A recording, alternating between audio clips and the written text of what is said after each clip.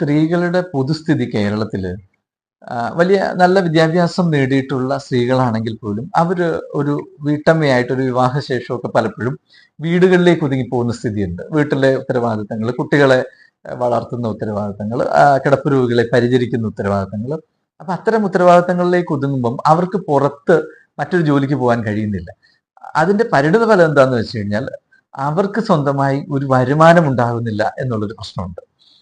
അപ്പം രാവിലെ ഏകദേശം 5 മണി മുതൽ രാത്രി ഒരു 11 മണി വരെ നീളുന്ന ജോലി സമയത്ത് വിവിധങ്ങളായിട്ടുള്ള റോളുകൾക്ക് വേണ്ടിയിട്ട് ഇടപെടുന്നവരാണ് സ്ത്രീകൾ. അവർക്ക് അതിനൊരു വിലയിട്ട ഒരു 1000 1200 രൂപയ്ക്കുള്ള ഒരു ദിവസം വരുമാനം കിട്ടുന്നതാണ് നമ്മൾ ഇവരുടെ ഈ ജോലിക്ക് ഒരു വിലയിട്ട് കഴിഞ്ഞാൽ, ഒക്കെ കൂടെ കണക്ക് കൂട്ടി കഴിഞ്ഞാൽ.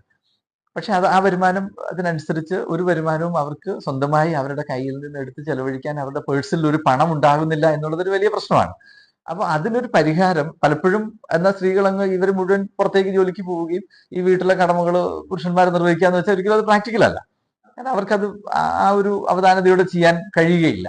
അപ്പൊ അവിടെ ഈ നിലവിലുള്ള ഉത്തരവാദിത്തങ്ങളും ഡ്യൂട്ടികളും ഒക്കെ അതുപോലെ തന്നെ നിർവഹിച്ചുകൊണ്ട് അവർക്ക് കിട്ടുന്ന 2-3 മണിക്കൂർ സമയം, ഉച്ചയ്ക്കൊക്കെ കിട്ടുന്ന സമയം ചെലവഴിച്ചുകൊണ്ട് വീട്ടിലിരുന്നു കൊണ്ട് തന്നെ പുറത്തേക്ക് പോകാതെ വീട്ടിലെ സൗകര്യങ്ങളെ പ്രയോജനപ്പെടുത്തി വീട്ടിലെ വൈദ്യുതി പ്രയോജനപ്പെടുത്തി ഒരു ചെറിയ സംരംഭങ്ങളിലൂടെ അവർക്കൊരു വരുമാനം നേടാൻ കഴിയുക എന്നുള്ളതാണ്. അതിനാണ് ഗവൺമെന്റ് ഇപ്പോൾ നാനോ കുടുംബ സംരംഭങ്ങൾ എന്നൊരു കാറ്റഗറി തന്നെ ഇൻട്രൊഡ്യൂസ് ചെയ്തിട്ടുണ്ട്.